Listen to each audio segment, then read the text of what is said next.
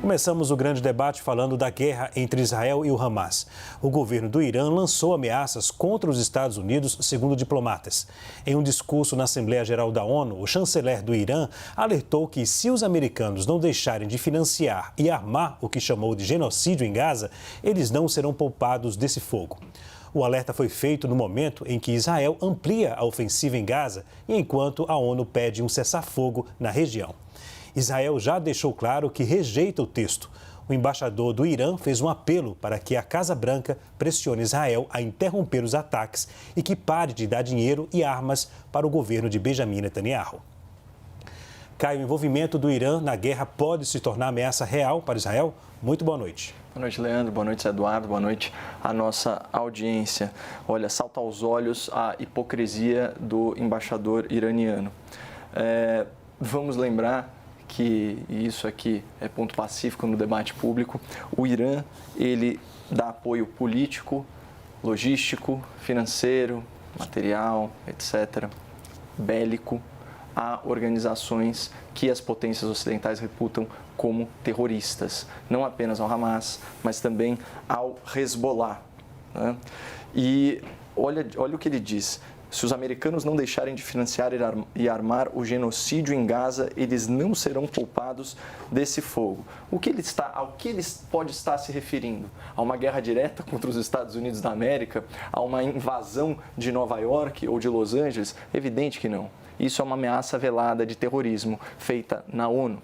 Então, quando a gente discute aqui a fragilidade da ONU, do seu Conselho de Direitos Humanos, né, dos seus fóruns, inclusive Fórum Social. Vocês sabiam que esse ano, em 2023, o único país punido, né, ou vamos dizer assim, sancionado, repreendido por não avançar com os direitos das mulheres foi Israel? Num planeta em que existe ainda um país como o Irã, né, que prevê aí 10 anos de cadeia, que tolera o espancamento de uma adolescente porque não estava usando o hijab, né, o véu que cobre aí os cabelos, né, que tolera inclusive apedrejamento de mulher. Então, essa é a situação. E a ONU está tomada de assalto, comitês e conselhos muito importantes por esse tipo de regime. Então, a gente vai lá no Conselho dos Direitos Humanos, você vai ter países como China, né, você vai ter uma série de nações, no total são 14 nações que são consideradas regimes autoritários lá. Isso num universo, num colegiado de 47 países. Aí é por isso que Israel recebe a quantidade de sanções que recebe, né? Então, esse é um ponto. E olha só, ele foi além. Ele diz o seguinte, o chanceler do Irã: o Hamas não deve ser considerado como um grupo terrorista e diz o seguinte, justificando o massacre de 7 de outubro. Aliás, o massacre continuado, né, pessoal? Porque continuam caindo mísseis vindos da faixa de Gaza em Israel. Ele diz o seguinte: 7 de outubro foi a explosão de um vulcão diante da ocupação das terras palestinas. Então, de novo, atribuindo ao ataque do Hamas, né, uma justificativa, né, dando legitimidade para esse ato. Então, enquanto você tem essa potência global, que é o Irã, certo? Financiando abertamente grupos terroristas e ameaçando uma democracia ocidental por financiar um Estado democrático. Então, assim, é uma hipocrisia tremenda. Eles não têm, vamos dizer assim, nenhuma autoridade moral para passar esse tipo de reprimenda. E vamos lembrar que o grande interesse geopolítico por trás desse ataque desarrazoado, injustificável, né, do Hamas, que se deu aí num momento em que não havia outra situação urgente ou emergencial ou algum fato novo na região, isso se deu provavelmente para impedir a assinatura, né, de um tratado de reconhecimento da Arábia Saudita, que entre as nações árabes tem um destaque tremendo, simbolicamente é muito forte, né? Lá que estão Meca e Medina, as cidades sagradas para o Islã, um tratado em que a Arábia Saudita reconheceria o direito à existência de Israel. Das 23 nações árabes, vamos retomar, só Egito, Jordânia, Bahrein e Emirados Árabes Unidos reconhecem Israel. Então, se a Arábia Saudita seguisse esse caminho, a posição de quem odeia o Ocidente estaria enfraquecida. E é aí que se coloca o Irã, que é uma teocracia que enxerga nos valores ocidentais, ou seja, de respeito aos direitos humanos, às liberdades individuais, à equidade de gênero, à tolerância com orientação sexual. Eles enxergam nisso uma adoração ao diabo, a tudo que não presta. Então, infelizmente, eles agem dessa forma. Zé Eduardo, o envolvimento do Irã na guerra pode se tornar ameaça real para Israel? Muito boa noite. Boa noite, Leandro. Boa noite, Caio. Você sabe qual é o sonho de um radical? É ver a bipolaridade instalada. Ou seja, que as pessoas se alinhem ao seu lado para atacar aqueles que julgam o seu adversário, aqueles que eles querem exterminar. Esse é o sonho do radical. O diálogo significa eu sou o bom, os outros são impuros. Eu sou o bom. Os erros são sempre praticados pelos outros e não por mim. Esse é o discurso do radicalismo, que neste caso da guerra tem os dois lados se defrontando. De um lado, o governo do Sr. Benjamin Netanyahu, que já muito antes do ataque tinha posturas bastante radicalizadas em relação aos povos palestinos, em relação à faixa de Gaza, à Cisjordânia. Do outro lado, o Hamas. Ambos querem disputar a opinião pública para que o mundo fique bipolarizado na perspectiva do extermínio. Ora, eu acho que o radicalismo gera o que está acontecendo. Os Estados Unidos da América vetou uma resolução de cessar fogo, sob um argumento que, a meu ver, não era plausível. Porque não falava do direito de autodefesa de Israel. Bem, mas está reconhecido na Carta da ONU. Nesse momento nós estamos cuidando do quê? Das vidas humanas, não dar razão a um lado. Cuidar das pessoas serem socorridas. Então, andou muito mal os Estados Unidos da América. Né? O presidente Biden foi lá a Israel e pediu para entrar auxílio humanitário. Entraram 8 caminhões, precisa de 100 por dia. Ou seja, uma situação que chega até a ser risível se existe na tragédia a possibilidade de se rir. Porque realmente é inaceitável o que está acontecendo também agora do lado da faixa de Gaza. Era inaceitável o que aconteceu antes com Israel, inaceitável agora o que está acontecendo lá. Ou seja, estão conseguindo polarizar. Os Estados Unidos agem dessa forma, o Irã vem se somando ao outro lado. E onde nós vamos chegar com isso? Quer dizer, qual é o objetivo? É viver em paz? É este? Então, eu acredito que o discurso saudável nesse momento é você verificar a história sem apagar fatos de um lado, sem dourar a pílula de um lado e demonizar o outro lado. O que é correto, o que é ponderado, o que é saudável é verificar. Os dois lados estão agindo mal. Historicamente agindo mal. Claro que alguns vão ver mais culpa de um lado, outros vão ver mais culpa do outro, mas essa não é a hora da discussão. Nós temos que fazer um cessar-fogo. Esse é um esforço. Esta é a perspectiva humanitária mais elementar e óbvia que nós precisamos ter numa guerra como esta, em que crianças estão morreram em Israel e morrem agora na faixa de Gaza, em que pessoas inocentes morreram de um lado e estão morrendo de outro. Ou seja, não é possível nós termos esse discurso de alinhamento automático com aqueles que estão matando, até porque nós avaliamos que um lado tem mais razão histórica do que o outro. Matar do jeito que está se matando não dá razão a ninguém. É isto que nós precisamos ter, um discurso contundente. Mas, infelizmente, eu tenho dito e volto a dizer, as grandes potências se alinham mais com seus interesses geopolíticos do que na defesa das vidas humanas. E o resultado é este: o mundo se radicaliza, a situação pode ampliar, o Irã faz lá ameaças, os Estados Unidos faz lá o que está fazendo, vetando resoluções de paz. Ou seja, é triste ver a humanidade direcionada pelo radicalismo. Zé Eduardo, os Estados Unidos acreditam que um cessar-fogo pode beneficiar o Hamas. Qual a sua opinião? Veja, o cessar-fogo humanitário.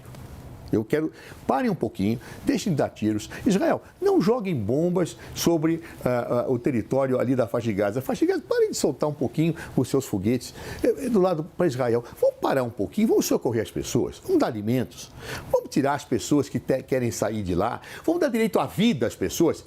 Isso é irrazoável. Isso prejudica o Hamas no quê? O exército de Israel é muito mais forte do que aquele que tem o Hamas. E não vou dizer que poderia estar agindo comedidamente. Não está, não. Ele não precisa fazer o que está fazendo. Não tem sentido dar ultimatos para hospitais serem removidos em 24 horas. Evacuem esse lado da cidade, tá?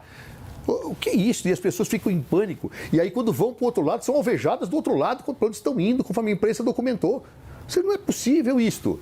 Então, ou seja, eu falo do cessar-fogo pensando na minha lógica estratégica do meu aliado. Cessar-fogo é para salvar vidas. É isto. Quem não quer cessar-fogo quer não salvar vidas. Não há objetivo estratégico que se coloque numa dimensão como esta. Daí o equívoco dos Estados Unidos da América, quando vetou a bem construída decisão do governo brasileiro, ou da diplomacia brasileira, orientada pelo governo. Melhor teria sido que agissem como agiu a Inglaterra, ou seja, me abstém. Não estou contente com o termo, mas eu não vou impedir um cessar-fogo, porque havia a maioria dos países querendo um cessar-fogo humanitário. Muito triste isso, e eu acho que defender estrategicamente o não cessar-fogo nesse momento apenas se prende a um desapego aos direitos humanos, à vida e à prática de crimes de guerra. Caio, um cessar-fogo pode beneficiar o Hamas? Naturalmente, mas esse não é o ponto central da questão. A questão do cessar-fogo ela tem que ser analisada também, como bem colocou o Zé Eduardo, à luz de questões de natureza humanitária. Mas assim, você vai perguntar fizemos uma entrevista hipotética com os terroristas perguntando: você prefere que Israel pare de atacar seus alvos militares, pare de perseguir as suas lideranças sanguinárias? É óbvio que eles vão estar interessados nisso. Mas aqui existe também um segundo ponto, que é qual o grau de saturação daquela área, né, que é uma área que está conflagrada. Então, é um equilíbrio muito tênue. Agora, tem um outro ponto também. O cessar-fogo não impede, né, a abertura de corredores humanitários. Até porque você pode fazer isso de N formas. Mas a discussão é muito simples. Vamos dizer assim, a justificativa de Israel para não proceder ao cessar-fogo é legítima. E vamos lembrar que o cessar-fogo é uma coisa mútua.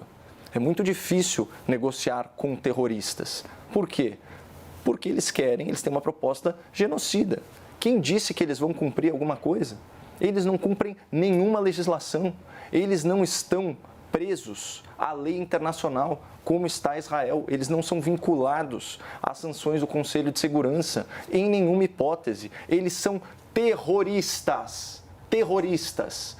Eles seguem apenas uma agenda fundamentalista, radical, genocida, belicista, expansionista, que não serve de nada ao direito internacional. Eles zombam do direito internacional, eles zombam de conferência de paz. No seu estatuto, eles falam que é uma farsa. Então, isso daí é uma regra que se aplica só a Israel. Enquanto isso, quem garante que o Hamas vai se comprometer? Bom, mas enfim, o Zé colocou que o sonho do radical é estabelecer a polarização. Não. Na verdade, não, porque a polarização ela deixa muito claro o certo e o errado. Eles costumam estar em polos distintos, inclusive. Não. O sonho do radical, ainda mais num caso desses, é estabelecer a falsa equivalência moral. Para que nós, no debate público, tratemos agressor e vítima da mesma forma. Para que nós tratemos terroristas e um Estado democrático, num sistema parlamentarista que protege direitos humanos e liberdades civis, da mesma forma. Esse é o sonho. Então, o triste é ver isso repercutir aqui no Brasil. Por exemplo, nota do Partido dos Trabalhadores. Condenamos os ataques inaceitáveis, os assassinatos e o sequestro de civis cometidos tanto pelo Hamas quanto pelo Estado de Israel. Que mentira! Qual a definição que o PT dá para assassinato? O assassinato é homicídio doloso, deliberado, intencional, como foi feito pelo Hamas. E quem que Israel sequestrou? Aliás, qual foi a ordem para o exército israelense estuprar mulheres palestinas ou decapitar pessoas árabes? Não tem nada disso, é um absurdo. O que mais? A moção de repúdio na Câmara Federal, né, feita também pelo PT. A Câmara repudia a violência do Hamas e do Estado de Israel, que resultou na morte de milhares de cidadãos e cidadãs. Isso foi em 10 de outubro, foi no começo do evento. Aí você tem o Celso Amorim, que foi chanceler do país e que é assessor especial da presidência. Vejam o que ele diz, tá? O ataque do Hamas não pode ser visto como um fato isolado. Ele vem depois de anos e anos de tratamento discriminatório, de violências. De novo, justificando ou quase que justificando o ato, né? E aí tem, num prefácio, né, que ele escreve sobre um livro do tema, ele diz o seguinte: fiquei muito encorajado com as palavras do autor. O Hamas pode desempenhar um papel central na restauração dos direitos palestinos. Como? Essa é a turma, com todo respeito, que está governando o país. Essa é a turma que está governando o país. E esse é o sonho do radical. É o estabelecimento da falsa equivalência moral. Para que você, em casa, ache que nós estamos lidando, né, com forças equivalentes ou com forças moralmente niveladas. E não pode ser esse o caso. Não tem comparação um Estado democrático no exercício da sua autodefesa ser comparado com uma organização terrorista que, por interesses geopolíticos, ataca de forma covarde a população civil e tão somente a população civil com o objetivo de matar, de torturar e de sequestrar. Não faz o menor sentido comparar uma coisa com a outra. Zé, o Caio citou, você tem 30 segundos. Tá bom. Na verdade, primeiro, há uma diferença muito grande entre explicar e justificar. Todas as manifestações que o Caio leu condenaram o ataque do Hamas. Disseram que era injustificável. Agora, eu tenho que explicar as coisas pela história. Ou seja, de fato, eu tenho a faixa de Gaza submetida a um problema gravíssimo de cerco antes disso, de ataques antes disso por Israel. Isso não é justificar o que o Hamas fez, é explicar. Segundo ponto que acho importante, o prefácio que você mencionou do livro Celso Amorim foi escrito há anos atrás, em que ele tinha uma visão que era necessário que os direitos dos palestinos fossem defendidos pelo Hamas, mas ele nunca propôs, quem conhece Celso Amorim acha isso, que defendesse um ataque terrorista.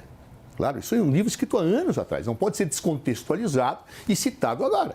Claro, ele dizia claramente que o Hamas poderia ter um papel importante, sim, no diálogo, na construção dos direitos dos palestinos.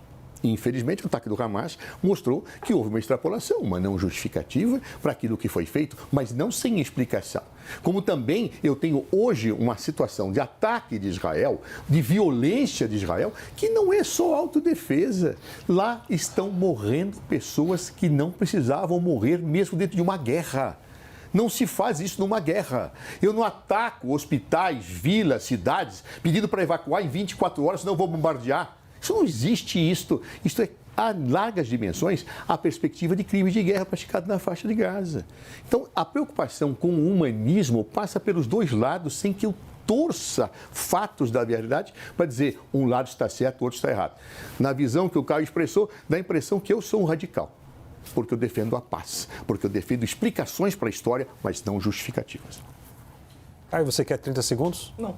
Ok, vamos fazer um rápido intervalo agora. No próximo bloco, a gente fala das eleições na Argentina. Pesquisa revela empate técnico entre os candidatos Sérgio Massa e Javier Milei, no segundo turno. A gente volta já já.